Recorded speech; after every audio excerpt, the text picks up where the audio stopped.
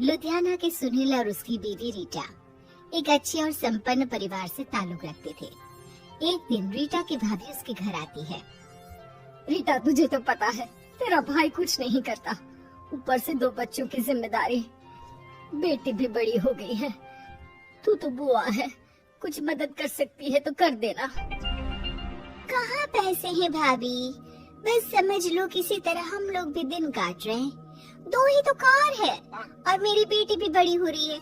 अब उसके लिए कार लेनी है तो 10 लाख का खर्चा तो लग ही जाएगा। तभी वहाँ सुनील आ जाता है। अरे शशि, क्या है, तू हमेशा पैसों के लिए परेशान क्यों रहती है? वैसे क्या जरूरत थी बेटी की शादी इतने बड़े घर में तय करने की? अरे पैसे नहीं थे तो ऐसे ही कर देती कहीं शादी। इतने बड़े होटल में क्यों कर रही है शादी? लेकिन यहाँ तो मामला शादी का है, डेट तय है। दरअसल तेरे भतीजे के पीएफ के पैसे आने हैं, पर उसमें देर हो रही है। जैसे ही पैसे आ जाएंगे मैं तेरे अकाउंट में डलवा दूंगी। ठीक है, हम लोग सोचकर बताएंगे।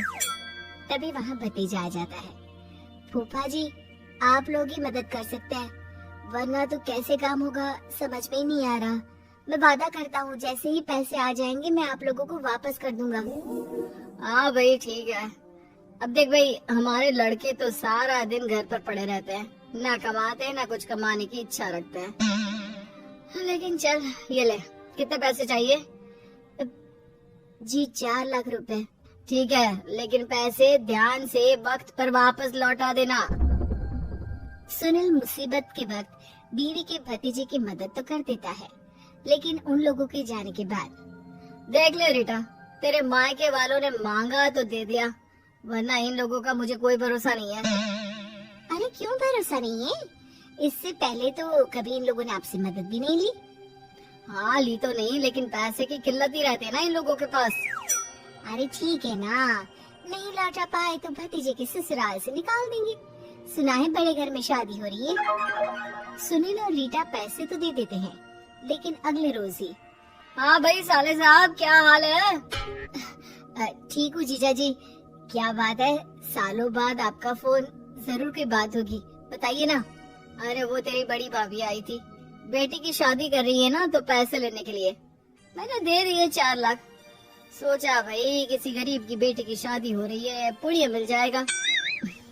अच्छा किया जीजा जी, उनका बेटा बहुत मेहनती है, जल्द ही लौटा भी देगा। वहीं रीटा भी फोन करके हर किसी को पैसे देने की बात करती है। रीटा की भाभी शशि के पास उसके भाई का फोन आता है। तूने सुनील से पैसा लिया है क्या? नहीं भाई, सिर्फ बात की है, बोल तो रहा है कि दे देगा।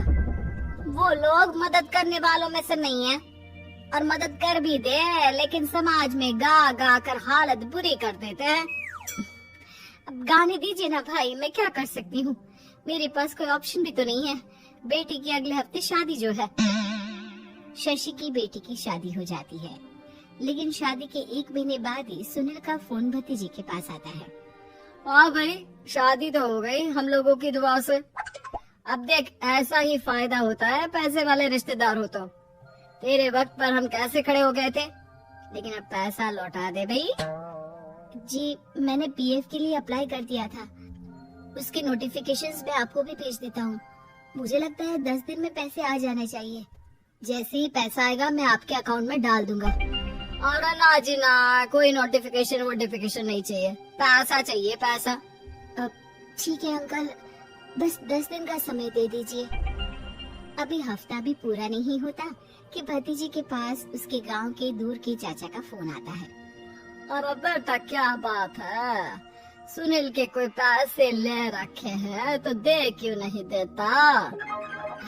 हाँ चाचा जी, बात तो हुई थी, 10 दिन का वक्त मांगा है, उम्मीद है हो ही जाएगा।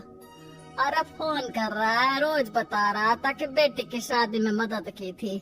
अब क्या है ना, भले ही शादी 10 दिन रोक देते, लेकिन सुनील से मदद नहीं लेनी चाहिए थी। याद है ना, मधु की मदद करके कितना बदनाम कर दिया था उसने पूरे घर को सोसाइटी में।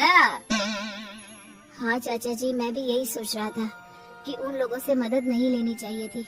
कई लोगों के फोन आ चुके हैं। वहीं रीटा अपनी भाभी को फोन कर देती है। क्या है भाभी, कब पैसे लौटाओगी? पता है ना ये कितना बोल रहे थे, तुम्हारे बोलने पर मैंने पैसे दिए हैं। भाभी अब तो आपके बेटे की कार बेच दो और हम लोगों के पैसे दे दो। अरे लेकिन रीटा, बात तो 3 महीने की हुई थी ना, अभी तो 2 महीने भी नहीं हुए पैसा लिए, थोड़ा तो सब्र करो। नहीं नहीं भाभी, वैसे मेरा बेटा टिक्कू आ रहा है आप लोगों के घर रहने के लिए, उसको अच्छे से खिलाना पिलाना, समझी? भाभी को समझ में नहीं आता कि वो क्या करे। वो बेटे से बात करती है। अरे माँ, इन लोगों से मदद लेकर सच में बहुत बड़ी गलती कर दी। मुझे खुद समझ में नहीं आता कि कैसे इन लोगों के पैसे जल्द से जल्द दे दूं। तभी डोरबेल बजती है और रीटा का बेटा टिक्कू घर में आता है। आओ बेटा, मामी के घर पहली बार आए हो रहने? आप पापा बोल रहे थे कि आप लोग पैसे का ब्याज तो दे नहीं पाओगे, तो तब तक मैं यहीं रह लूं। और हाँ, मैं एसी के बिना नहीं सो पाता, आप लोग अपना देख लेना और पैसे जल्दी लौटा देना, क्योंकि मैं थोड़ा जल्दी जाना चाहता हूँ। रीटा का फोन शशि के पास आता है। भाभी पैसे कब तक दोगे? बेटे की विदाई के बाद शशि के घर का माहौल बिल्कुल बदल जाता है। वो हर वक्त बेटे से उसके पीएफ के पैसे पूछती, और पीएफ यानी कि सरकारी काम आजकल में पूरा 1 महीना और बीत जाता है। भाभी मैं और ये अमेरिका जा रहे हैं, घूमने के लिए पैसों की बहुत जरूरत है।